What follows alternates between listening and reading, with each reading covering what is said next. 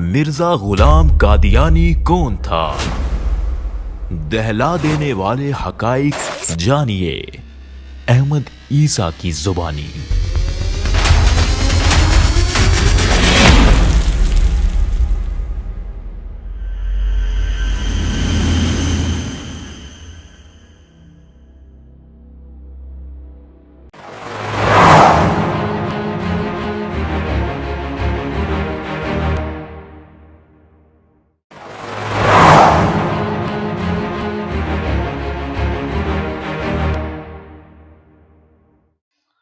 جیسا کہ آپ جانتے ہیں ہم بات کر رہے ہیں مرزا غلام قادیانی کذاب پر۔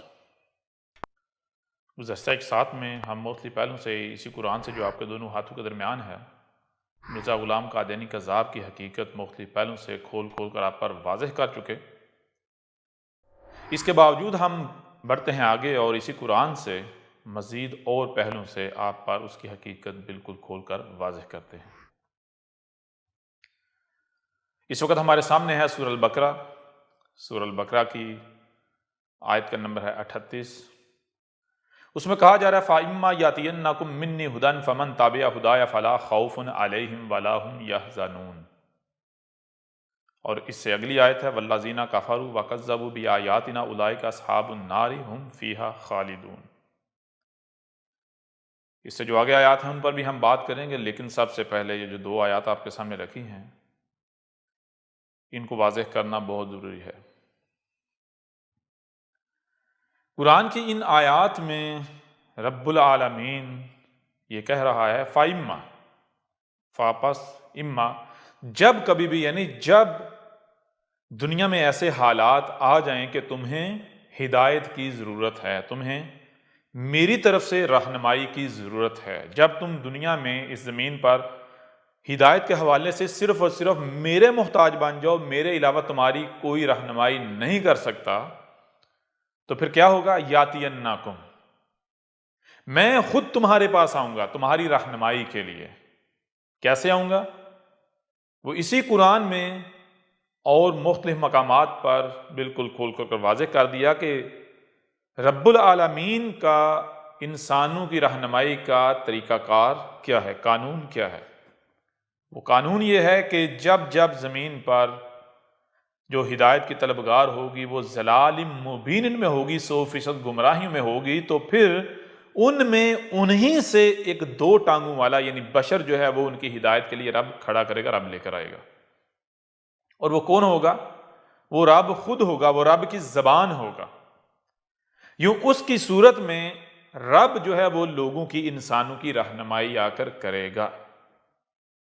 تو یہی بات اس آیت میں کہی جا رہی ہے فَإِمَّا يَأْتِيَنَّكُمْ، یعنی پس جب بھی زمین پر ایسا وقت آئے، تمہارے اوپر ایسا وقت آئے کہ جب تم ہدایت کے حوالے سے میرے محتاج بن جاؤ، میرے علاوہ کوئی بھی تمہاری رہنمائی نہ کر سکے، تو اس وقت پھر کیا ہوگا؟ یہ میرا وعدہ ہے کہ میں خود آؤں گا تمہیں سے دو ٹانگوں والے کی صورت میں، جسے آپ رسول کہتے ہیں، رسول کی صورت میں آؤں گا، تم میں رسول بیس کروں گا۔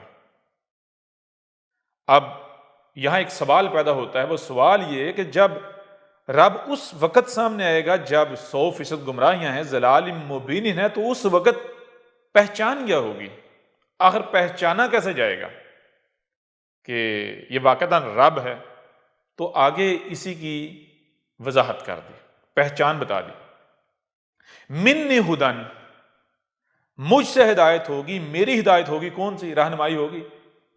فمن تابع، پس وہ جس کی اتباع کرنے سے، ہدایا جس ہدایت کی، جس رہنمائی کے پیچھے چلنے سے، اس پر عمل کرنے سے، فلا خوف علیہم، وہ جو اس کی اتباع کرنے والے ہوں گے، اس کے پیچھے چلنے والے ہوں گے، اس پر عمل کرنے والے ہوں گے، ان پر کسی قسم کا نہ ہی کوئی خوف رہے گا، ولا ہم یحزنون، اور نہ ہی کسی قسم کا غم رہے گا۔ وہ تمام تر جو خوف ہیں ان سے اور جو غم ہیں ان سے نجات پا جائیں گے۔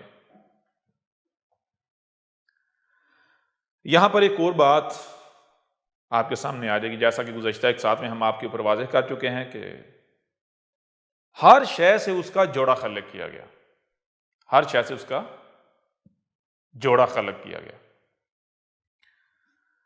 تو جب یہ کہا جا رہا ہے کہ رب کی طرف سے آنے والی ہدایت کی پہچان یہ ہے کہ جو اس ہدایت کی اتباع کریں گے، وہ جو ہدایت لے کر آئے گا اس کی اتباع کریں گے، اس شخص کے پیچھے چلیں گے، تو کیا ہوگا؟ پیچھے چلنے والوں کے اوپر کسی قسم کا کوئی خوف اور غم نہیں رہے گا، وہ خوف اور غم سے نجات پا جائیں گے۔ اس کا مطلب کیا ہے؟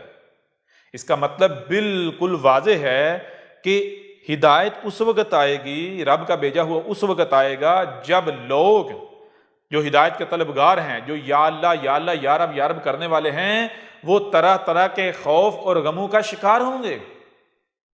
خوف کسے کہتے ہیں اور غم کسے کہتے ہیں؟ سب سے پہلے خوف کی طرف۔ خوف کسے کہتے ہیں؟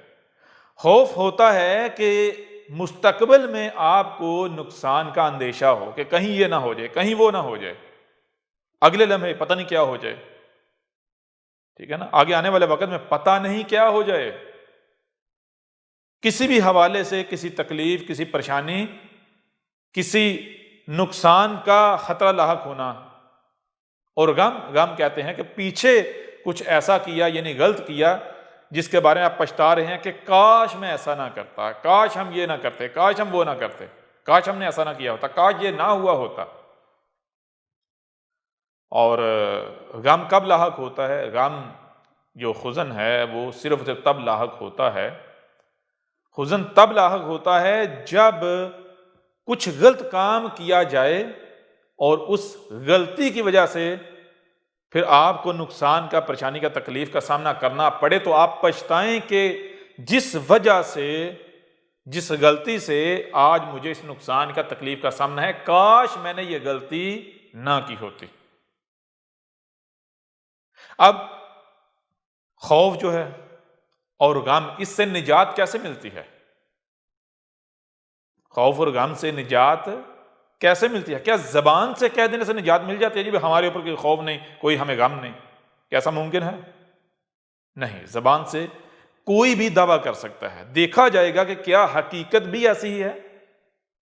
کیا واقعتاً حقیقت میں یہ جو لوگ ہیں جو یہ دعویٰ کر رہے ہیں کہ ہم اس کیٹیگری میں فال کرتے ہیں جن کے بارے میں کہا گیا ہے کہ ان کے اوپر کسی قسم کا کوئی خوف اور غم نہیں، کیا واقعتاً وہ خوف اور غم سے پاک ہیں؟ تو سب سے پہلے آئیں خوف کی طرف۔ خوف کیا ہوتا ہے؟ مثال کے طور پر جب آپ آزاد نہ ہوں، آپ کسی دوسرے کے ماتحت زندگی گزار رہے ہوں،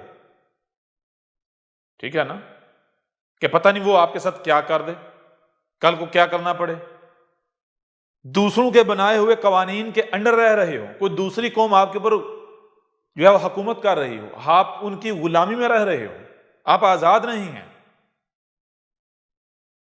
اس طرح طرح طرح سے آپ جو ہے وہ خوف کا شکار ہوں گے، نہ جانے کل کیا ہوگا، نہ جانے باہر نکلیں گے لوگ کیا کریں گے، کوئی قتل نہ کر دے، کوئی مار نہ دے، کوئی کیس نہ ہو جائے۔ تو طرح طرح سے خوف کا شکار یہ بندہ کب ہوتا ہے؟ جب بندہ آزاد نہیں ہوتا، جب بندہ غلام ہوتا ہے، جب بندہ جو ہے وہ کسی دوسری قوم کے انڈر ماتحت یا ان کے درمیان زندگی گزار رہا ہوتا ہے، جب بندہ مخالفین کے درمیان اس صورت میں رہ رہا ہوتا ہے، دشمنوں کے درمیان اس صورت میں رہ رہا ہوتا ہے کہ وہاں آپ بے بس و لاچار رہ رہے ہوتے ہیں، آپ کے پاس اختیار نہیں ہوتا، طاقت نہیں ہوتی، قوت نہیں ہوتی۔ اور غم سے ایک ہی صورت میں نجات حاصل ہوتی ہے کہ جب آپ کوئی بھی کام کریں تو اس طرح کریں کہ بعد میں آپ کو پچھتانا نہ پڑے کہ کاش ہم نے ایسا کیا ہوتا، ویسا کیا ہوتا، یا ایسا نہ کیا ہوتا۔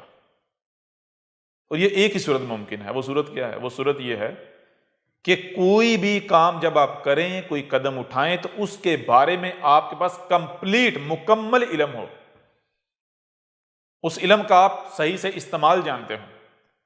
جب آپ کوئی بھی کام مکمل علم کے ساتھ کریں گے، حکمت کے ساتھ کریں گے، تو میں آپ سے سوال کرتا ہوں، وہ کام غلط ہوگا؟ وہ کام غلط نہیں ہوگا، وہ ہر لحاظ سے پرفیکٹ کام ہوگا، اس کے کسی بھی قسم کے آپ کو منفی اثرات کا سامنا نہیں کرنا پڑے گا۔ تو پھر غم کیوں لاحق ہوگا؟ غم کا اندیشہ تو ہوتا ہی وہی ہے جہاں پر آپ کوئی کام کرتے ہیں، کوئی قدم اٹھاتے ہیں تو آپ کے پاس اس کام کے بارے میں مکمل علم نہیں ہے، غلطی کے امکانات موجود ہوں۔ اب اس آیت میں جو سب سے پہلی بات ہے وہ یہ بتایا گیا کہ رب کا بھیجا ہوا، رب کی طرف سے جو ہدایت آئے گی کب آئے گی؟ جب ہدایت بھیجے جانے کا رب نے وعدہ کیا۔ وہ کون سا وعدہ ہے؟ جب تم ضلال مبین میں ہوگے، جیسا کہ سورہ ال عمران میں ہے، گزشتہ ایک ساتھ میں ہم واضح کر چکے ہیں، لقد من اللہ علی المؤمنین، یہ جو آیت ہے اس کے آخر میں وَإِن كَانُوا مِن قَبْلُ لَفِي ضَلَالٍ مُبِينٍ، یہی سورہ الجمعہ میں بھی ہے، سورہ الجمعہ کی آیت نمبر 2، هُوَ الَّذِي بَعَثَ فِي الْأُمِّيِّينَ مِنْهُمْ يَتْلُو عَلَيْهِمْ آيَاتِهِ وَيُزَكِّيهِمْ وَيُعَلِّمُهُمُ الْكِتَابَ وَالْحِكْمَةَ وَإِن كَانُوا مِن قَبْلُ لَفِي ضَلَالٍ مُبِينٍ۔ جب ضلال مبین 100% گمراہیاں ہوں گی اور اس وقت ہدایت کے طلبگار موجود ہوں گے تو رب آئے گا، رسول آئے گا۔ اب جب 100% گمراہیاں ہوں گی تو اس میں کوئی شک نہیں، اس وقت غم بھی ہوگا، خوف بھی ہوگا۔ جب آپ کسی دوسری قوم کے ماتحت رہ رہے ہوں گے، کوئی دوسری قوم آپ کے اوپر قابض ہوگی، آپ کے اوپر حکمرانی کر رہی ہوگی، آپ دشمنوں کے درمیان رہ رہے ہوں گے تو خوف کا شکار ہوں گے، آپ غم کا شکار بھی ہوں گے۔ ظاہر سی بات ہے، گمراہیاں ہیں، علم نہیں ہے، کیا کرنا ہے، کیسے کرنا ہے، کس طرح کرنا ہے، تو پھر قدم قدم پر غم کا بھی سامنا کرنا پڑے گا۔ تو ایسی صورت میں رب سے آنے والی ہدایت کی پہچان کیا ہوگی کہ خوف اور غم سے نجات۔ یہاں پر ایک اور بات قابل غور ہے، وہ کیا؟ یہ کیوں کہا جا رہا ہے کہ میری طرف سے، رب یہ کیوں کہہ رہا ہے کہ میری طرف سے آنے والی ہدایت کی یہ پہچان ہوگی؟ اس کی وجہ یہ ہے کہ صرف رب کی طرف سے ہدایت کے دعوے دار نہیں ہوں گے، رب کے علاوہ اور بھی ہدایت کے دعوے دار موجود ہوں گے۔ رب کے علاوہ اور بھی تمہاری رہنمائی کے ہدایت کے دعوے دار موجود ہوں گے، تو ان میں سے رب کی ہدایت کون سی ہے اس کی پہچان واضح کی گئی۔ رب کی طرف سے آنے والی ہدایت کی پہچان خوف اور غم سے نجات، اور خوف اور غم سے نجات کس طرح ممکن ہے؟ وہ ایک ہی صورت میں ممکن ہے کہ جب آپ کو ذلت سے نکال کر، ایک محکوم قوم سے نکال کر ایک حاکم قوم بنا دیا جائے، عزت دلا دی جائے، بلند مقام دلا دیا جائے، زمین کا وارث بنا دیا جائے، تب ہی آپ خوف سے نجات حاصل کر پائیں گے۔ نجات خوف سے ملے گی تب جب آپ حکومت میں آ جائیں گے، اقتدار میں آ جائیں گے، زمین کے وارث بن جائیں گے۔ اور غم سے نجات صرف اسی صورت میں ممکن ہے کہ جب آپ کے پاس پرفیکٹ علم آ جائے، اور اس علم کا صحیح استعمال اور وہ ایک ہی صورت ہے، وہ رب کے علاوہ کو دے نہیں سکتا۔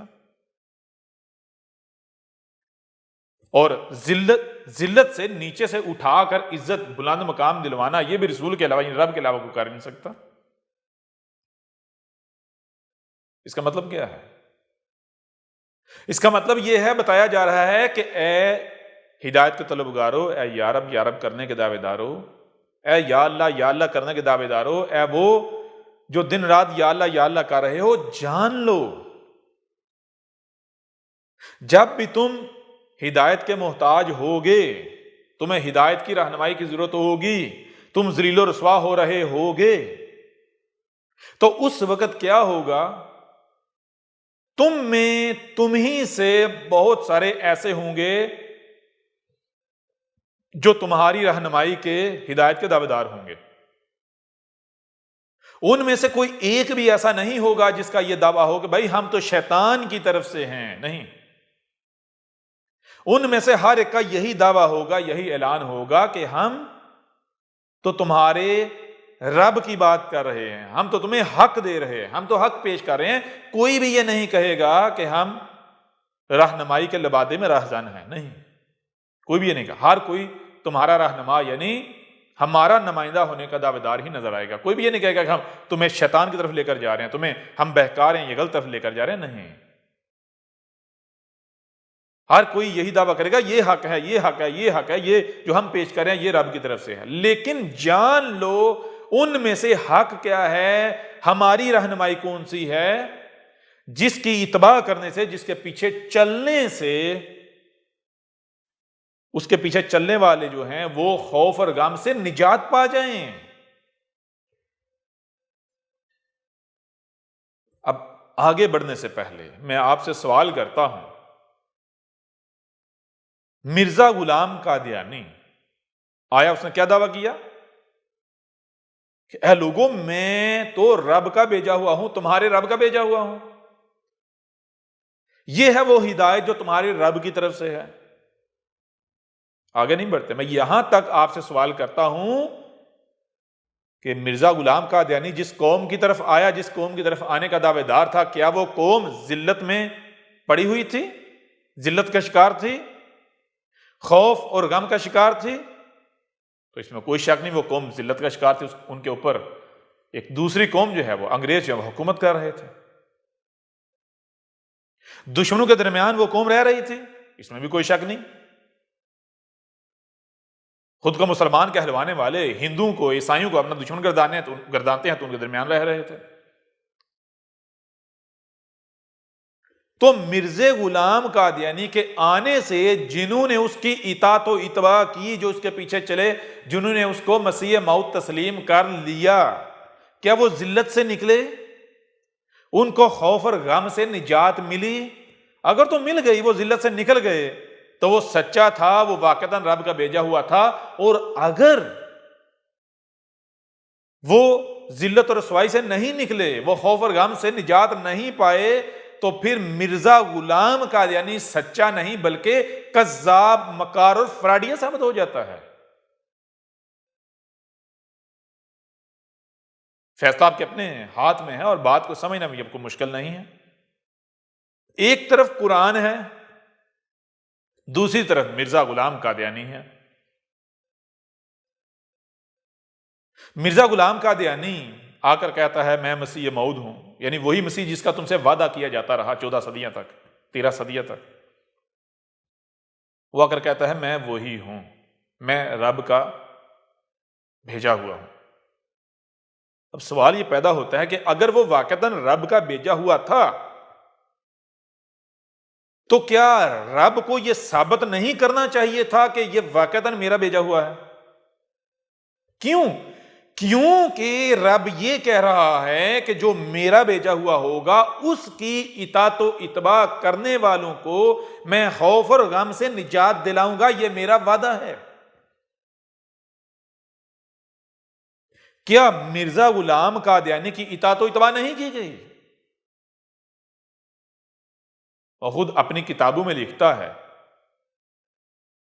ابتدا میں وہ لکھتا ہے تھوڑے عرصے بعد کہ میرے جو ماننے والے ہیں ان کی تعداد 1 لاکھ سے تجاوز کر گئی. پھر آخری سالوں میں لکھتا ہے کہ میری جماعت کی تعداد 4 لاکھ سے تجاوز کر گئی. اب 4 لاکھ سے زیادہ اس کی اطاعت و اتباع کرنے والے تھے.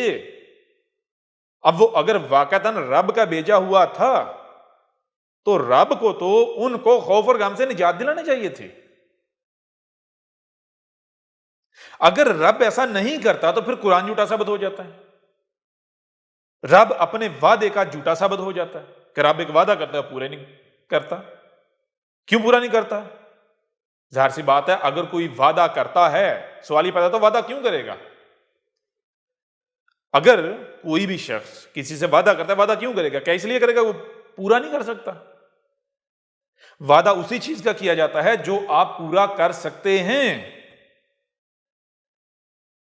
اب اگر رب نے وعدہ کیا ہے تو کیوں کیا؟ ظاہر بات ہے رب وعدہ پورا کر سکتا ہے. اس کے باوجود اگر وہ نہیں ہوتا تو ایک ہی صورت بچتی ہے, وہ صورت یہ بچتی ہے کہ یہ شخص, یہ گروہ رب کے وعدے کے اندر نہیں آتا. رب کا وعدہ اس شخص یا ان لوگوں کے ساتھ نہیں ہے. ٹھیک ہے نا؟ اور اگر اس کے باوجود بھی کوئی یہ کہتا ہے نہیں جی ہم وہی گروہ ہیں، یہ مرزا غلام قادیانی وہی شخص ہے، تو پھر اس کا مطلب یہ ہے کہ آپ اپنے عمل سے یہ اعلان کر رہے ہو کہ رب جو ہے اس نے ایسا وعدہ کیا جو وہ پورا ہی نہیں کر سکتا تھا۔ رب جو ہے اس نے ایسا وعدہ کیا جو پورا ہی نہیں کر سکتا تھا۔ کیا ایسا ممکن ہے؟ سوال ہی پیدا نہیں ہوتا۔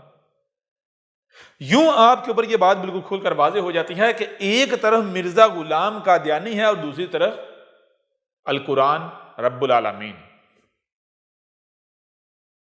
قرآن کسی بھی لحاظ سے مرزا غلام قادیانی کی تصدیق نہیں کرتا، ہاں البتہ اسے قدم قدم پر دجال، فراڈیا، مکار اور کذاب ٹھہراتا ہے، قرار دیتا ہے۔ رب نے جب یہ کہا کہ میں آؤں گا تمہاری رہنمائی کے لیے، ہدایت کے لیے، تو جب رب آ جائے کیا رب اپنا شریک برداشت کرتا ہے؟ کیا رب اپنے وعدے کے خلاف کرے گا؟ جب رب نے یہ کہہ دیا کہ جب میں آؤں گا تو میری پہچان یہ ہے کہ میری اتباع کرنے والوں کے اوپر کسی قسم کا کوئی خوف اور غم نہیں رہے گا، ان کو میں خوف اور غم سے نجات دلا دوں گا۔ اور وہ کس صورت میں ممکن ہے؟ وہ ایک ہی صورت میں ممکن ہے کہ جب رب آیا ہے بشری صورت میں تو پھر جس ریڈیس کے لیے آیا ہے اس ریڈیس میں جو اس کے بشری صورت میں شریک ہیں ان کو مٹا کر جو اس کی ماننے والے ہیں، جو اس کی اطاعت و اتباع کرنے والے ہیں، ان کو زمین کا وارث بنا دے۔ تو کیا مرزا غلام قادیانی کے وقت یہ ہوا؟ نہیں ہوا۔ اس کی ماننے والے تو 100 سال کا عرصہ ہو گیا، ابھی تک ذلیل و رسوا ہو رہے ہیں، خوف اور غم کے سائے میں جی رہے ہیں۔ مثال کے طور پر مرزا غلام قادیانی جب آیا، کیا اس وقت اس کے ماننے والوں کو خوف اور غم سے نجات ملی، اقتدار ملا؟ نہیں۔ اس کے بعد پھر نہیں۔ مثال کے طور پر جب برصغیر کی ہندوستان کی تقسیم ہوئی تو کیا ہوا؟ جس کو یہ مدینہ المسیح کہتے تھے، مدینہ الثانی کہتے تھے، جس کے بارے میں یہ دعوے کرتے تھے کہ ہم قیامت تک یہیں رہیں گے، قیامت تک یہ جو قادیان ہے یہ ہمارا کیپٹل ہوگا، وہاں سے ان کو نکلنا پڑا یا نہیں نکلنا پڑا؟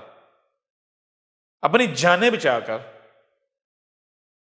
اپنے اموال، اپنی اولادوں کو وہاں سے لے کر جانیں بچانے کے لیے وہاں سے نکلنا پڑا یا نہیں پڑا؟ تو جان بچا کر کہاں سے بھاگا جاتا ہے؟ جہاں خوف ہو، جہاں آپ سکون میں ہوں، بے خوف ہوں، حالت اطمینان میں ہوں، وہاں سے جانیں بچا کر نہیں بھاگا جایا جاتا، گھر بار چھوڑ کے بھاگا نہیں جایا جاتا۔ تو ملی نجات؟ نہیں۔ وہاں سے کہاں گئے؟ پاکستان۔ وہاں جا کے انہوں نے اپنا ایک شہر آباد کیا ربوا کے نام پر۔ کیا وہاں بھی یہ محفوظ رہے؟ وہاں جا کر بھی ان کو خوف اور غم سے نجات ملی؟ حالانکہ مل جانی چاہیے تھی۔ انہوں نے الگ اپنا ایک شہر بنایا، انہوں نے ملک کے اندر ایک اپنا ملک بنا لیا، اسٹیٹ کے اندر اپنی اسٹیٹ بنائی۔ باہر سے کسی مسلمان کی جرت نہیں کہ ان کی اسٹیٹ میں آ سکے ان کی اجازت کے بغیر۔ اس اسٹیٹ کے اندر جو ربوا نامی اسٹیٹ تھی، اس اسٹیٹ کے اندر ان کے اپنے قوانین، اپنی جیلیں، سب کچھ اپنا۔ تو کیا وہاں بھی یہ خوف اور غم سے محفوظ رہے؟ نہیں، وہاں سے بھی ان کو بھاگنا پڑا۔ کہاں؟ لندن۔ کہاں بھاگنا پڑا؟ جن کو یہ دجال کہتے ہیں، جن اقوام کو یہ اپنا سب سے بڑا دشمن تسلیم کرتے ہیں، ان کو انہی کی جگہ پناہ لینی پڑی۔ تو اب مجھے بتائیں، کیا خوف اور غم سے نجات مل گیا؟ نجات پا گئے؟ نہیں۔ جب مرزا غلام قادیانی کے آنے سے خوف اور غم سے نجات ملی ہی نہیں تو مرزا غلام قادیانی کس طرف سے رب کا بھیجا ہوا ثابت ہو گیا؟ اس کے باوجود بھی اگر آپ لوگ یا آپ میں سے کوئی شخص یہ کہتا ہے کہ مرزا غلام قادیانی وہی مسیح تھا، رب کا بھیجا ہوا تھا، محدث یا کوئی بھی لقب دیتے ہیں، کسی بھی حوالے اس کو رب کا نمائندہ ڈکلیئر کرتے ہیں کسی بھی حوالے سے، تو آپ اپنے عمل سے رب العالمین کے اوپر بہت بڑے بڑے بہتان باندھ رہے ہیں۔ آپ رب العالمین کو اپنے وعدے کا جھوٹا کہہ رہے ہیں، آپ رب العالمین کو کمزور کہہ رہے ہیں، عاجز آ جانے والا کہہ رہے ہیں کہ اس نے اپنا بندہ بھیجا اور جس مقصد کے لیے بھیجا وہ مقصد پورے نہیں کر پایا، وہ اس کی اتباع کرنے والے کو خوف اور غم سے نجات ہی نہیں دلا پایا۔ تو ایسا کون کر سکتا ہے؟ ظاہر سی بات ہے جو کمزور ہوتا ہے۔ اگر کوئی طاقتور ہو تو وہ اپنے وعدے کو پورا نہ کر پائے، کیسے ممکن ہے؟ تو آپ اپنے عمل سے یہ کہتے ہو کہ جو تمہارے مخالفین ہیں تم تو چھوڑو، تمہارے رب سے بھی زیادہ طاقتور ہیں، تمہارے دشمن دو ٹانگوں والے، تم تو کیا تمہارے رب سے بھی زیادہ طاقتور ہیں۔ ٹھیک ہے نا؟ اب ایک طرف مرزا غلام قادیانی کذاب ہے اور دوسری طرف القرآن ہے، رب العالمین ہے، حق ہے۔ فیصلہ آپ کے پاس ہے، آپ کے اختیار میں ہے کہ آپ کدھر جانا چاہتے ہو۔ نمبر ایک۔ نمبر دو، اب آگے بڑھتے ہیں، ذرا دیکھیں اگلی آیت میں کیا ہے۔ آیت نمبر 39 میں 39، والذین کافروا، والذین اور ایسے لوگ کافر جو کفر کر رہے ہیں، وکذبوا بآیاتنا اور کذب کر رہے ہیں ہماری آیات کے ساتھ۔ مطلب کیا؟ مطلب یہ کہ جب رب کی طرف سے رہنمائی آ گئی، ہدایت آ گئی، یعنی رب کا بھیجا ہوا آ گیا، تو جو اس کا کفر و کذب کر رہے ہیں، جو اس کا کفر و کذب کر رہے ہیں، وہ رب کی آیات کے ساتھ کذب کر رہے ہیں، اولئک اصحاب النار، یہ وہ لوگ ہیں جو اصحاب النار کے اصحاب ہیں۔ النار کیا ہے؟ زندگی جہنم بن جانا، فکریں، پریشانیاں، تکلیفیں۔ رسول آتے ہیں لوگوں کو جہنم سے نکالنے کے لیے۔ جہنم کیا ہے؟ جہنم تو کہتے ہیں ہر وقت جلتے رہنا،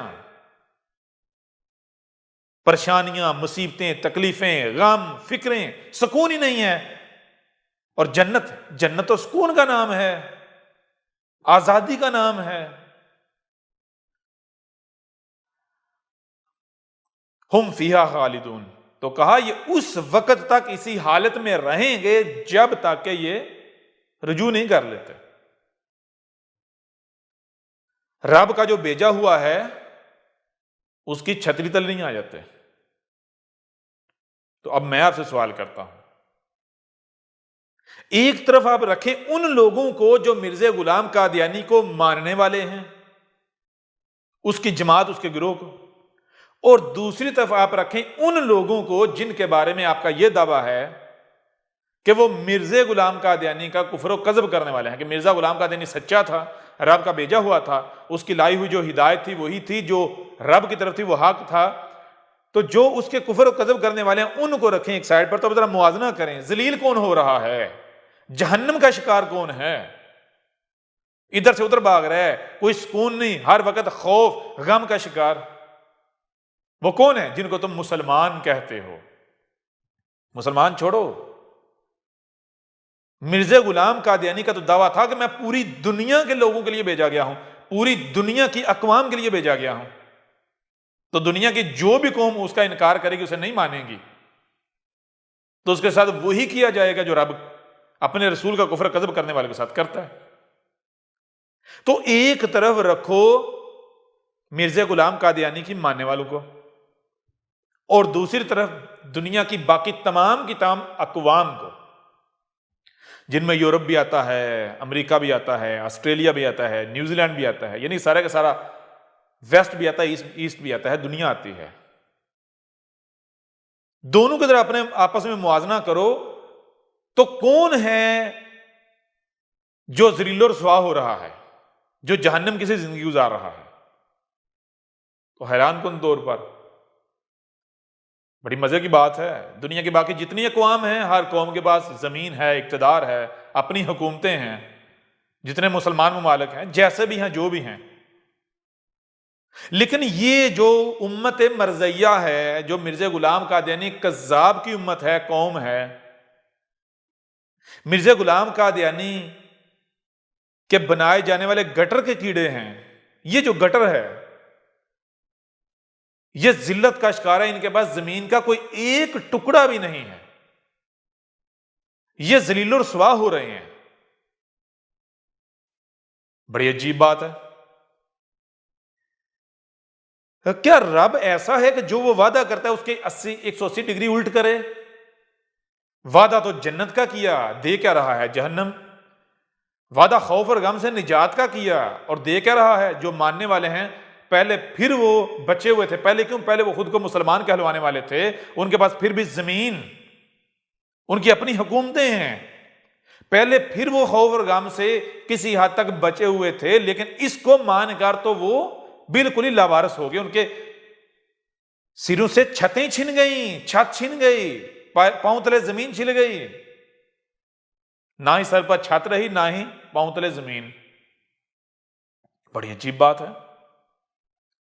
اس کے باوجود بھی تمہیں وہ رب کا بھیجا ہوا نظر آتا ہے، وہ کس طرف سے، کچھ ہمیں تم بھی تو بتاؤ نا، آؤ ذرا میدان میں سامنے آؤ اور ہمیں بھی بتاؤ کہ وہ کس طرف سے، کس پہلو سے تمہیں رب کا بھیجا ہوا نظر آتا ہے، بتاؤ ذرا۔ کیا تم رب کے اوپر یہ الزام باندھتے ہو، یہ تہمت لگاتے ہو کہ رب جو ہے اپنا نمائندہ بھیج کر اس کو لاوارث چھوڑ دیتا ہے؟ جب بھیجتا ہے وعدہ تو یہ دلاتا ہے میں تجھے زمین کا وارث بناؤں گا، تو ٹکرا جا، زمین کا وارث بناؤں گا، اور جب وہ ٹکراتا ہے یا سامنے آتا ہے تو رب پیچھے ہٹ جاتا ہے۔ یہ الزام لگاتے ہو رب کے اوپر۔ تو جو لوگ ایسے الزامات رب پر لگائیں ان کا انجام کیا ہونا چاہیے، ان کی سزا کیا ہونی چاہیے؟ وہی جو تم بھگت رہے ہو، آج تک بھگتتے آئے، لیکن اب جب کہ حق آ گیا تو جان لو جیسے تم پہلے تمہارے ساتھ چلتا آ رہا تھا اب اسی طرح نہیں چلتا رہے گا، کیونکہ وہ تو تمہاری عادت ہو چکی نا، تمہاری عادت ہو چکی۔ اگر کسی کو مسلسل کوئی چیز کھلاؤ گے تو کچھ عرصے بعد اس کی تو عادت بن جائے گی، وہ اس کے بغیر تو وہ رہ ہی نہیں سکے گا۔ کسی کو اگر آپ روزانہ ڈنڈے مارو گے ایک وقت آئے گا کہ وہ ڈنڈے کھانا اس کی عادت بن جائے گی، ڈنڈے کھائے بغیر وہ رہ نہیں سکے گا۔ ڈنڈے پڑے گے چیخے تو مارے گا لیکن وہ ڈنڈے کھائے بغیر رہ بھی نہیں سکے گا کیونکہ اس کی عادت ہو جائے گی۔ تو اس لیے اب ایسا نہیں چلے گا، کیوں؟ جیسے چل رہا ہے اس وجہ سے کہ یہ تمہاری عادت ہو چکی ہوئی ہے، اب مختلف کیا جائے گا، اب اس سے ایک قدم آگے بڑھایا جائے گا۔ کیا؟ جان لو اب حق آ گیا ہے۔ جب حق آ گیا ہے تو حق کو حق حاصل ہے کہ اسے تسلیم کیا جائے۔ کیوں؟ کیونکہ حق کا شریک ہے باطل اور حق لا شریک ہے۔ حق آ جائے اپنا شریک برداشت کرے یہ ممکن ہی نہیں ہے۔ رب کا بھیجا ہوا آ جائے اور رب وہ نہ کر کے دکھائے جو رب کا وعدہ ہے، ایسا ممکن ہی نہیں ہے۔ ٹھیک ہے نا؟ لہذا غور کرو، تحقیق کرو، اگر آج واقعتاً حق آ گیا ہے تو پھر ایسا ہی نہیں چلتا رہے گا جیسا چل رہا ہے یا چلتا رہا، بلکہ اب اس کے بعد وہ ہوگا جو آج تمہیں بتایا جا رہا ہے، جس سے متنبہ کیا جا رہا ہے، تمہیں نشان عبرت بنا دیا جائے گا اب۔ ٹھیک ہے نا؟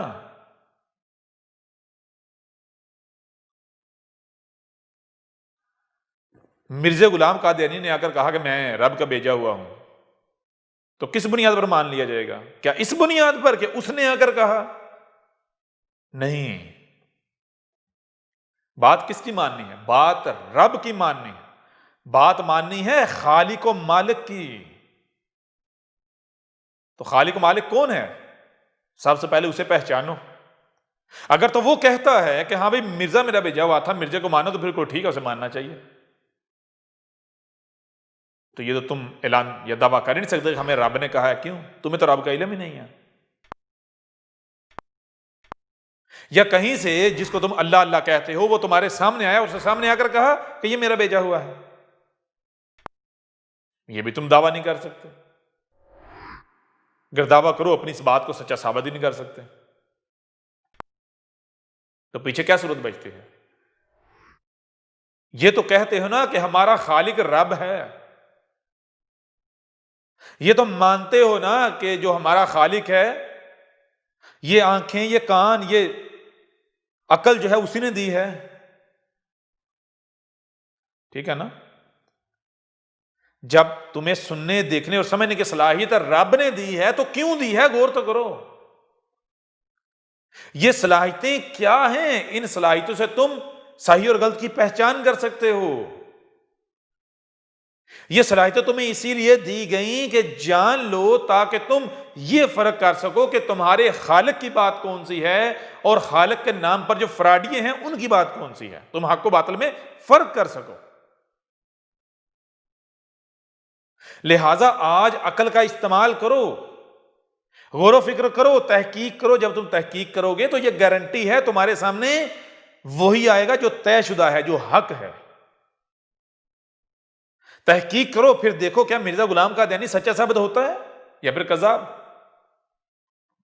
جب تم تحقیق کرو گے تو تمہارے اوپر ہر لحاظ سے، ہر پہلو سے یہ بات بالکل کھل کر واضح ہو جائے گی کہ مرزا غلام قادیانی سچا نہیں تھا بلکہ کذاب تھا. اگر اس نے آ کر یہ کہا کہ اے لوگوں میں تمہاری طرف تمہارے رب کا بھیجا ہوا ہوں، تو مجھے تم یہ بتاؤ کہ کیا کوئی بھی اٹھ کر یہ کہے گا میں کذاب ہوں؟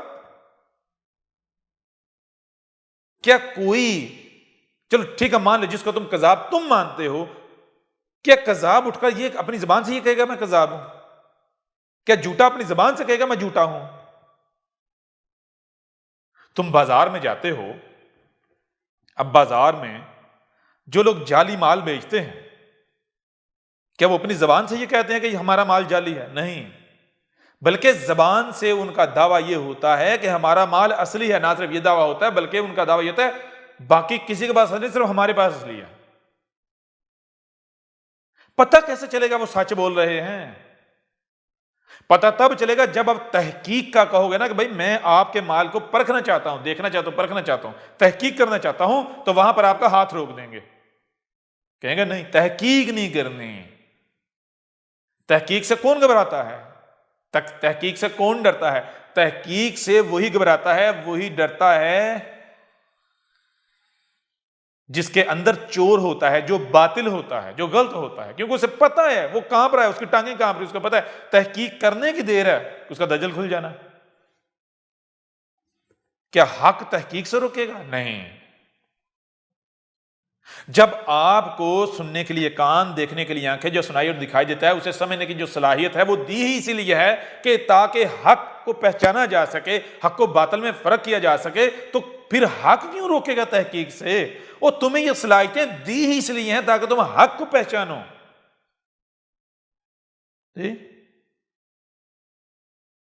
لہذا بہت آسان نکتہ ہے جو تحقیق سے روکے، جو تمہیں باندھ کے رکھے کسی دائرے میں، کسی گروہ میں، کسی فرقے میں، تحقیق سے روکے، جو کہے کہ اس کی نہیں سننی، اس کی نہیں سننی، اس کی نہیں سننی، تحقیق نہیں کرنی، غور و فکر نہیں کرنا. جان لو وہ حق نہیں، وہ باطل ہے.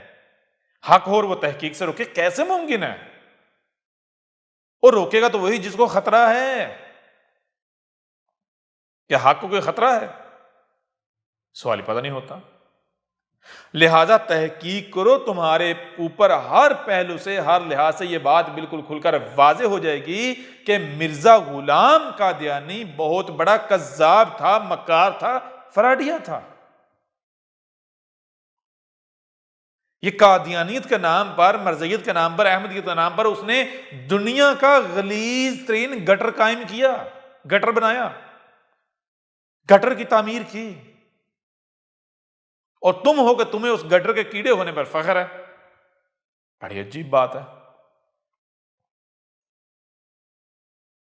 کتنے حقیر و نیچ ترین لوگ ہو تم، کتنے غلیظ ترین لوگ ہو تم کہ تم نے اپنے گندا ہونے پر فخر ہے. اور کیوں نہ ہو، ظاہر سی بات ہے، ایک شہد کی مکھی ہے، ایک دوسری وہ مکھی ہے گند والی. پھول سجا دو، طرح طرح کے فروٹ رکھ دو، پھل رکھ دو، پھل پھول رکھ دو، وہ جو گندی مکھی ہے وہ کس پر آ کے بیٹھے گی؟ گند کے اوپر. کیوں اس کے لیے وہی جنت ہے. لیکن شہد کی مکھی ایسا کبھی نہیں کرے گی، وہ مر جائے گی، گند کی طرف نہیں جائے گی. تم شہد کی مکھیاں نہیں ہو، تم وہ گندی مکھیاں ہو جو گند سے وجود میں آئی ہو، اور گند کے بغیر نہیں رہ سکتے تم لوگ.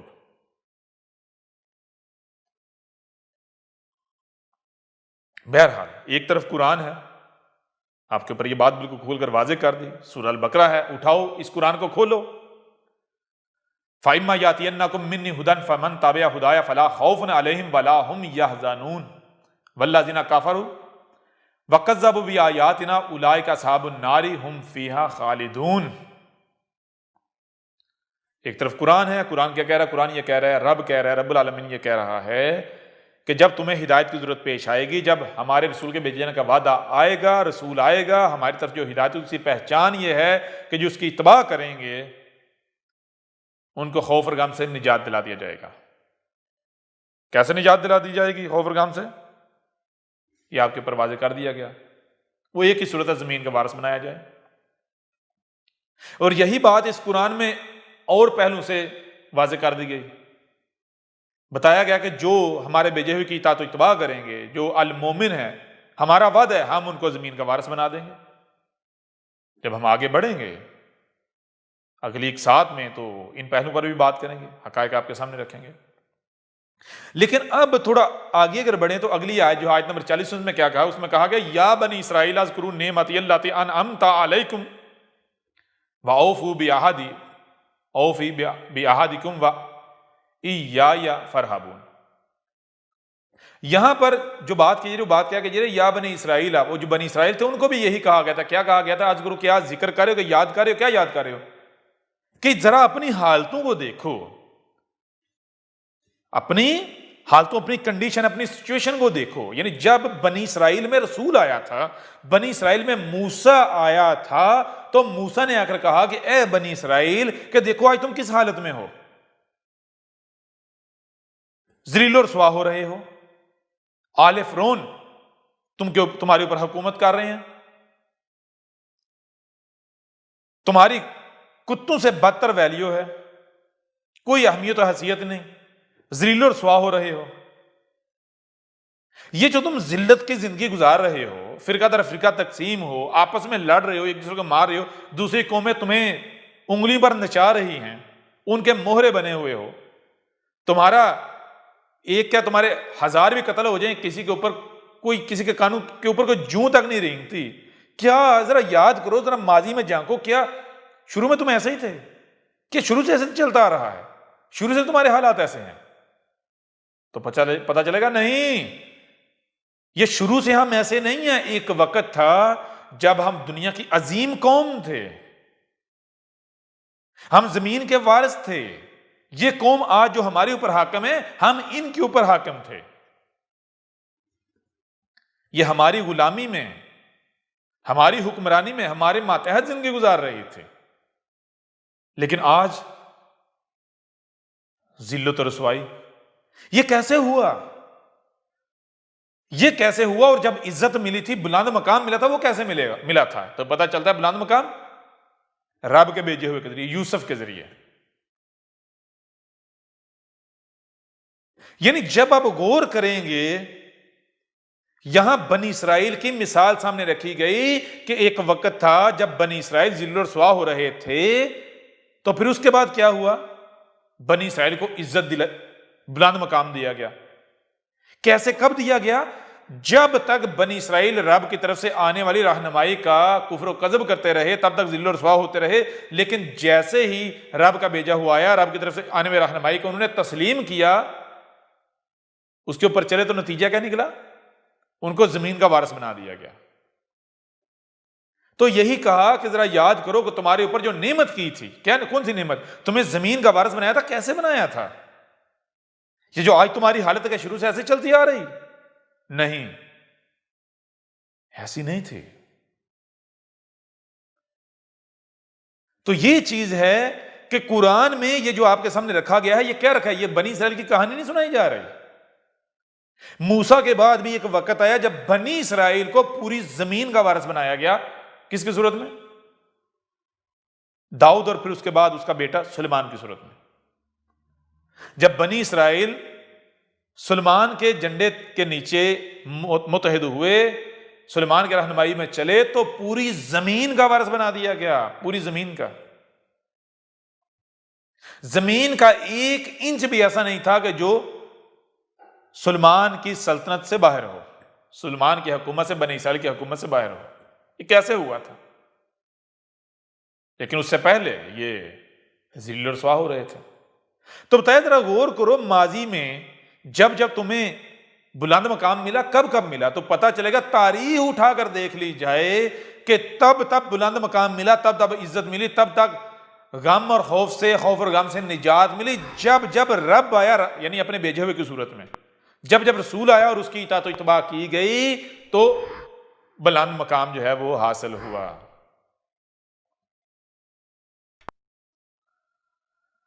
اب مرزا غلام قادیانی اگر رب کا بھیجا ہوا ہوتا اور بلند مقام نہ ملتا، یہ کیسے ممکن ہے؟ ممکن ہے؟ سوال ہی پیدا نہیں ہوتا. قرآن اٹھا کر دیکھیں، قرآن کیا کہتا ہے. آپ کو پیچھے گزشتہ ایک ساتھ میں یہ بتا دیا گیا، قرآن میں اساطیر الاولین نہیں ہے. قرآن میں الاولین کی مصنوع سے آپ کا ذکر ہے، آج کا ذکر ہے. نوح کے وقت کیا ہوا تھا؟ کیا نوح کو لاوارث چھوڑ دیا گیا تھا؟ ہود کے وقت کیا ہوا؟ کیا ہود کو لاوارث چھوڑ دیا گیا تھا؟ سمود کو، صالح کو، شعیب کو، جتنے بھی رسولوں کا ذکر، کیا انہیں لاوارث چھوڑ دیا گیا تھا؟ نہ تو نوح کو لاوارث چھوڑا گیا، نہ ہود کو، نہ صالح کو، نہ شعیب کو، نہ ابراہیم کو، نہ لوط کو، نہ موسیٰ کو. تو پھر جب قرآن میں آنے والے مسیح کا ذکر ان کی مصنوع سے کیا جا رہا ہے، تو آنے والے مسیح کو رب لاوارث چھوڑ دیتا یا چھوڑ دے گا؟ کیسے ممکن ہے؟ آنے والے مسیح کو زمین میں مکن دینے کا، اس کی اتباع کرنے والے جو ہیں ان کے ساتھ یہ وعدہ کیا کہ ان کو خوف اور غم سے نجات دلا دی جائے گی، دے دی جائے گی، زمین کا وارث بنا دیا جائے گا. رب اپنا وعدہ پورا نہ کرے؟ یہ کیسے ممکن ہے؟ تو کیا یہ سب مرزا غلام قادیانی کے وقت یہ اس کے ساتھ ہوا، اس کے ماننے والے کے ساتھ ہوا؟ نہیں، بالکل نہیں. یہ تو دن بدن ذلت میں بڑھتے جا رہے ہیں، اور اب اس وقت ان کی ذلت کی کوئی انتہا ہی نہیں. اب تو انہوں نے خود اپنی زبانوں سے ان کا جو اوپر پپٹ ہے، کارٹون جو اوپر بٹھایا انہوں نے، اس نے اپنی زبان سے یہ تسلیم کرنا شروع کر دیا ہے کہ ہم ذلیل ہو رہے ہیں، ذلیل ہو رہے ہیں، ذلیل ہو رہے ہیں. دعائیں کرو، دن رات گڑ گڑا کے دعائیں کرو، دعائیں کرو، دعائیں کرو، دعائیں کرو. اس کے باوجود بھی اگر تم لوگ یہ کہتے ہو کہ مرزا غلام قادیانی سچا تھا، تو گدھے کے بچوں، ہلاکت اگر تم اپنے ہاتھوں سے سمیٹنا چاہتے ہو، گلے لگانا چاہتے ہو، تو لگاؤ. جان لو آج حق آ گیا، اور دنیا کی کوئی طاقت حق کا مقابلہ نہیں کر سکتی.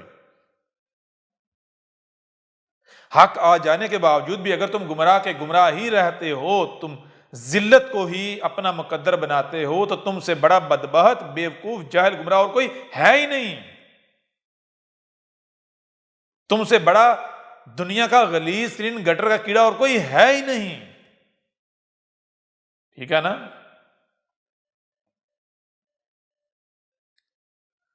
تم میں سے اگر کوئی رائی برابر بھی اپنے اندر غیرت رکھتا ہے، حق کا طلبگار ہے،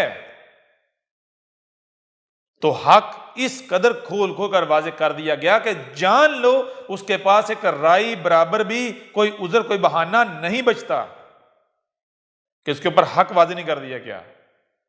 اس نے حق کو سمجھ نہیں لیا، سمجھ نہیں آ گیا، سوال ہی پتہ نہیں ہوتا کہ وہ کوئی عذر کو بہانہ پیش کر سکے. لہذا ایک طرف قرآن ہے، دوسری طرف مرزا غلام قادیانی ہے. ایک طرف حق ہے، قرآن ہے، رب العالمین، اور دوسری طرف مرزا غلام قادیانی الخنزیر اور اس کا قائم کردہ دنیا کا غلیظ ترین گٹر احمدیت کے نام پر، قادیانیت مرزیت کے نام پر۔ اب آج تم نے فیصلہ کرنا ہے تم نے کدھر جانا ہے، لیکن پھر وہی بات جان لو، حق لا شریک ہے۔ اگر تمہیں لگتا ہے کہ ایسا ہی سسٹم چلتا رہتا، دنیا ایسے ہی چلتی رہے گی، ایسے نظام چلتا رہے گا اور جیسے ہم چلتے ایسے ہی چلتے رہیں گے، چلو بہترین نہیں نہ ہی صحیح جیسے ہیں ویسے چلتے رہیں گے، تو اپنی یہ غلط فہمیاں دور کر لو، اپنے دماغوں سے یہ فطور نکال لو۔ کیوں؟ کیونکہ آج حق آ گیا ہے۔ یا تو تمہیں یہ ثابت کرنا پڑے گا کہ حق نہیں ہے یہ جو آیا ہے، اور اگر یہ نہیں کر سکتے تو پھر تمہیں یہ ثابت کرنا پڑے گا کہ حق شریک کو پسند کرتا ہے۔ حق جن کے مقابلے پر آئے انہیں ایسے ہی چھوڑ دیتا ہے، انہیں برداشت کرتا ہے، قبول کر لیتا ہے۔ اور اگر نہیں کر سکتے، جبکہ یہ تمہارے اوپر واضح ہے کہ حق لا شریک ہے، تو پھر تمہارا انجام کیا ہونے والا ہے؟ کسی کو بتانے کی ضرورت ہے کہ تم میں اتنی بھی عقل نہیں؟ کیسے ممکن ہے؟ اتنی عقل تو تمہیں دی گئی۔ بہرحال قرآن کی ان آیات سے، اس پہلو سے بھی آپ کے اوپر یہ بات بالکل کھول کر واضح کر دی گئی کہ مرزا غلام قادیانی الخنزیر بہت بڑا کذاب تھا، رب کے جو مجرم ہیں ان میں سے سب سے بڑا مجرم تھا۔ ٹھیک ہے نا؟ یہ جو تمہارے سامنے بیٹھا ہوا ہے یہ تمہارے رب کا بھیجا ہوا ہے، یہ رب کی زبان ہے، اس کے ذمہ ہے اس پیغام کو ہر لحاظ سے، ہر پہلو سے کھول کھول کر پہنچا دینا۔ کسی تہمت کرنے والے کی تہمت کی پرواہ نہ کرنا، کسی ملامت کرنے والے کی ملامت کی پرواہ نہ کرنا، گالیاں بکواسات کرنے والوں کی پرواہ نہ کرنا، دشمنی کرنے والوں کی پرواہ نہ کرنا، اور یہ جو حق ہے، یہ جو امانت ہے، اس کو کھول کھول کر پہنچا دینا۔ تو وہ تو آسان طریقے سے پہنچائی جا چکی۔ اب تم میں سے اگر کوئی مانتا ہے تو مان کر میرے اوپر کوئی احسان نہیں کرے گا، ٹھیک ہے نا؟ نہ ہی تم سے میں کوئی اجر یا کوئی بدلہ مانگ رہا ہوں، تم سے مجھے کوئی چندے، کوئی فنڈ چاہیے، تم سے میرا کوئی لالچ وابستہ ہے، سوال ہی پیدا نہیں ہوتا، ٹھیک ہے نا؟ مانو گے تب بھی تمہارا اپنا فائدہ ہے، نہیں مانو گے تو پھر بھی میرا کوئی نقصان نہیں۔ اور نقصان تو اس کا ہو جو اس نے کوئی کاروبار شروع کیا ہو، کوئی دکان کھولی ہو، اس کو گاہکوں کی ضرورت ہے، اس کو چندے چاہیے، اس کے چندے کم پڑ جائیں گے۔ نہیں مانو گے تو میرا نقصان بھی کوئی نہیں ہے۔ نقصان تمہیں خود کو۔ کیوں؟ کیونکہ قرآن میں کہانیاں نہیں سنائی گئیں۔ اٹھاؤ اس قرآن کو، گزشتہ ایک ساتھ میں واضح کر دیا گیا سورہ الانبیاء، اس میں کیا کہا گیا؟ اس کی آیت نمبر 10 میں لَقَدْ أَنزَلْنَا إِلَيْكُمْ كِتَابًا فِيهِ ذِكْرُكُمْ، یہ تمہاری طرف کتاب اتاری گئی، یہ تمہارے دونوں ہاتھوں کے درمیان ہے، جس کو تم القرآن کہتے ہو، اس میں تمہارا ذکر ہے۔ لیکن کیسے؟ اگر ظاہر دیکھو گے تو گمراہ ہو جاؤ گے۔ ظاہر میں تمہیں وہ جو گزر چکے ان کا ذکر نظر آئے گا، باطن دیکھو گے پھر نظر آئے گا کہ یہ ان کا ذکر نہیں ہے، ان کی مسلوں سے تمہارا ذکر ہے۔ قرآن تو آئینہ ہے، ٹھیک ہے نا؟ تو اگر آج حق جب آ گیا تو حق کا کفر و کذب کرتے ہو، تو پھر تمہارا انجام کیا ہے؟ تمہارا انجام وہی جو اس سے پہلے جب بھی حق آیا تو حق کا کفر و کذب کرنے والوں کا انجام ہوا۔ یہ کان کھول کر سن لو،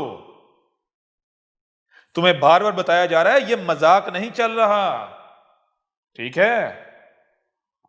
یہ مذاق نہیں چل رہا، ان قریب تم اپنی آنکھوں سے سب دیکھو گے۔ اس سے پہلے ہم نے خود کو جو مسلمان کہلوانے والے ہیں، جن کو تم غیر احمدی کہتے ہو، یعنی جو تمہارے گٹر سے باہر ہیں، یہود کو مسلمان کہلواتے ہیں، ان کے ملاٹوں کا ہم نے کیا کہا تھا؟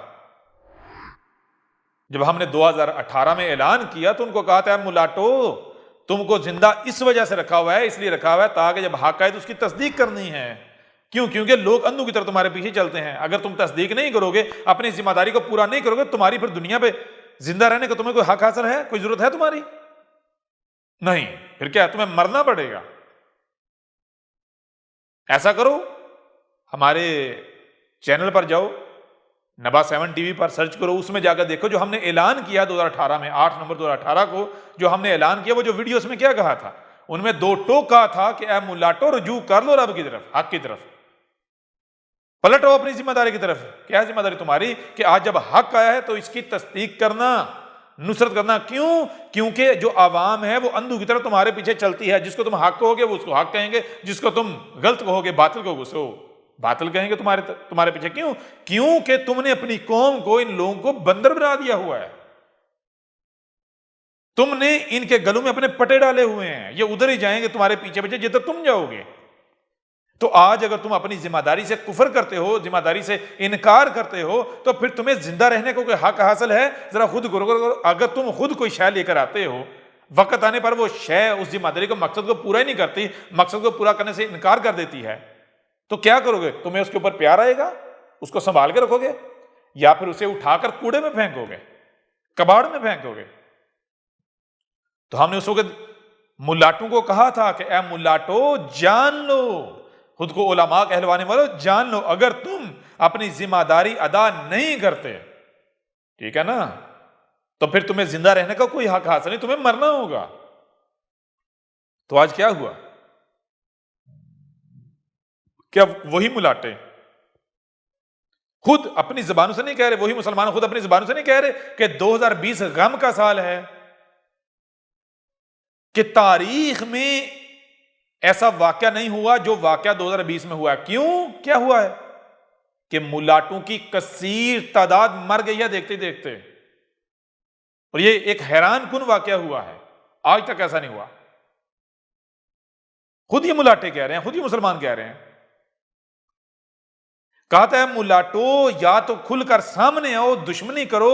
اگر کھل کر دشمنی نہیں کرنی، تمہیں پتہ ہے یہ حق ہے، تو پھر گونگے ہو کر نہیں بیٹھنا، پھر اپنی ذمہ داری ادا کرنی ہے. اگر تم اپنی زبانیں بند کر لو گے، گونگے بن جاؤ گے، تو پھر تمہیں زندہ رہنے کا کیا مقصد کیا رہ جاتا ہے پیچھے؟ اگر تم نے خود یہ فیصلہ کر لیا کہ تم نے خاموش رہنا ہے، تو تمہیں پھر پکا خاموش کر دیا جائے گا. کیوں؟ کیونکہ اب تمہاری ضرورت نہیں ہے، اب ہم آ گئے ہیں. تو کیا ہوا 2020 میں؟ کیا ہو رہا ہے؟ بالکل عین اسی طرح اے امت مرزیہ، امت قادیان، خود کو احمدی کہلوانے والو، اے دنیا کے غلیظ ترین گٹر، کان کھول کر سن لو، اب تمہاری باری ہے. ٹھیک ہے نا؟ کامنٹس میں آ کر، ای میلز میں آ کر گالیاں دینے سے، بکواسات کرنے سے کچھ نہیں ہوگا. آ کر جو دھمکیاں دیتے ہو، ان دھمکیوں سے ہمارا کچھ نہیں بگڑنے والا. کیوں؟ یہ تمہارے سامنے کوئی کذاب نہیں بیٹھا ہوا. اتنی اگر غیرت ہے، ہمت ہے، تو وہ جو تمہارا کارٹون ہے نا، نمائندہ تمہارا، وہ جس کو تم کہتے ہو خلیفہ، رب کا نمائندہ، اسے سامنے لاؤ. کیوں؟ اس کے پیچھے تو رب ہے نا تمہارا. اسے کیا، جاؤ اپنے، جس کو تم اپنا رب کہتے ہو، جو تمہارا اللہ ہے، وہ جو آسمانوں پر چڑھ کے بیٹھا ہے، اسے ہی اتار لاؤ. جاؤ اسے، کوئی احمد جیسا چیلنج کر رہا ہے اسے، جاؤ لے آؤ اتار کر اسے، دیکھتے ہم وہ کیا کر لیتا ہے. اگر تم لوگوں میں رائی برابر بھی غیرت ہے تو اپنے پپٹ کو لاؤ سامنے، میدان میں اتارو. کیوں؟ کیونکہ تم خود کہتے ہو یہ تو اللہ کا نمائندہ ہے زمین پر، خلیفہ ہے، خلیفۃ اللہ. ٹھیک ہے نا؟ جاؤ اب گڑگڑاؤ، دعائیں کرو اپنے اللہ میاں سے، اوپر جو بیٹھا ہوا ہے، اتارو اسے کو احمد عیسیٰ چیلنج کر رہا ہے. لاؤ اسے، دیکھتے ہیں ہم کیسے آتا ہے. یہ جو تم کامنٹس میں آ کر گالیاں دیتے ہو، بکواسات کرتے ہو، ای میلز میں آ کر جو دھمکیاں دیتے ہو، اپنی جیسے بڑا ڈرانے کی کوشش کرتے ہو، تمہیں ایک مثال سناتے ہیں، تمہیں ایک مثال سے بتاتے ہیں کہ تم کون لوگ ہو. ایک شخص تھا، وہ جس کو چاہتا تھپڑ مار دیتا، مال لوٹ لیتا، آگے سے اگر کوئی اعتراض کرتا یا کوئی اونواں کرتا تو اسے ڈراتا، جانتے ہو میں کون ہوں؟ میں بادشاہ کا بڑا قریبی ہوں، میرا بادشاہ کے ساتھ بڑا گہرا تعلق ہے۔ اب جس کو بھی اس نے مارنا، لوگوں نے بادشاہ کا نام سن کے ڈر جانا۔ کیوں بھائی؟ ہو سکتا ہے بادشاہ کے ساتھ اس کا تعلق ہو سکتا ہے بادشاہ کا نمائندہ ہو، لہٰذا اگر اس کے ساتھ دشمنی کی تو یہ دشمنی بادشاہ کے ساتھ ہوگی، تو ہم بادشاہ کا مقابلہ نہیں کر سکتے، لہٰذا وہ جس کو جی چاہتا تھپڑ مارتا، مال چھینتا اور آگے سے بادشاہ کی دھمکی دیتا۔ کرتے کرتے کرتے ایسا ہوا کہ اس نے ایک شخص کو گالی دی، اور جب اس نے پوچھا بھائی گالی کیوں دی، تو اس نے آگے سے بادشاہ کی دھمکی دی کہ تم مجھے جانتا نہیں، میں یہ کر دوں گا وہ کر دوں گا۔ کیوں؟ میری بادشاہ کے ساتھ رشتہ داری ہے، میرا بادشاہ کے ساتھ بڑا گہرا تعلق ہے، جو میرے ساتھ دشمنی کرے گا بادشاہ کے ساتھ دشمنی ہے، میرے سر پر میری کمر پر بادشاہ کا ہاتھ ہے۔ یہ سننے کی دیر تھی، اس شخص نے اس کو دبا کے تھپڑ مارا۔ یہ جو شخص تھا آگے سے ڈرائے بادشاہ تھے، جتنا ڈرائے اتنے تھپڑ کھاتا جائے۔ جب تھپڑ کھا کھا کے تھک گیا، چیخ اٹھا، بلبلا اٹھا، پوچھا کہ وہ تو کون ہے جو بادشاہ سے نہیں ڈر رہا؟ تجھے کوئی فرق نہیں پڑ رہا؟ تو اس نے سامنے سے کہا، گدھے کے بچے، میں وہی ہوں جس سے تو ڈرا رہا ہے مجھے، میں وہی بادشاہ ہوں جس سے تو ڈرا رہا ہے مجھے۔ تم مجھ کو مجھے سے ڈرا رہے ہیں، مجھ کو میرے نام سے ڈرا رہے ہیں۔ ایسا تو کیوں کر رہا ہے؟ تو ایسا اس لیے کر رہا ہے کیونکہ تجھے پتہ ہی نہیں بادشاہ کون ہے کیا ہے۔ اگر تجھے پتا ہوتا بادشاہ کون ہے کیا ہے تو ایسا کرتا؟ تو مجھے ڈراتا جو کہ خود یعنی بادشاہ کو ڈراتا؟ اگر تیرا بادشاہ کے ساتھ تعلق ہوتا، کوئی جان پہچان ہوتی، بادشاہ کا ہاتھ تیرے اوپر ہوتا، تیری کمر پر، تیرے سر پر، تو تجھے تو فوری مجھے پہچان لینا چاہیے تھا۔ ٹھیک ہے نا؟ بالکل اس بندے کا سا معاملہ تمہارا ہے، اس شخص کا جو ہر کسی کو بادشاہ کے نام پر ڈرا رہا تھا۔ تمہاری یہ عادت ہو چکی ہوئی لوگوں کو بادشاہ کے نام پر، اللہ کے نام پر ڈرانا، اللہ کے نام پر، اللہ کے نام پر، اللہ کے نام پر، ان کو ڈرانا اور لوٹنا۔ لیکن تمہیں یہ نہیں پتا کہ آج یہ جو تمہارے سامنے ہے یہ تمہارا رب کلام کر رہا ہے، تو تم مجھ کو موجی سے ڈرا رہے ہو۔ اس کے باوجود بھی اگر تم کہتے ہو کہ نہیں یہ ہمارا رب نہیں ہے، ہمارا رب تو کوئی اور ہے، اوپر چڑھ کے بیٹھا ہوا ہے، تو پھر لے آؤ اسے، پھر دیکھتے ہیں ہم وہ کون ہے، کیا ہے، کہاں سے آتا ہے۔ پہلے اس کا وجود تو ثابت کر لو۔ اب رب خود آ گیا، اس کو تم ڈراؤ گے؟ یہ تم دو ٹانگوں والے سے ڈرے گا؟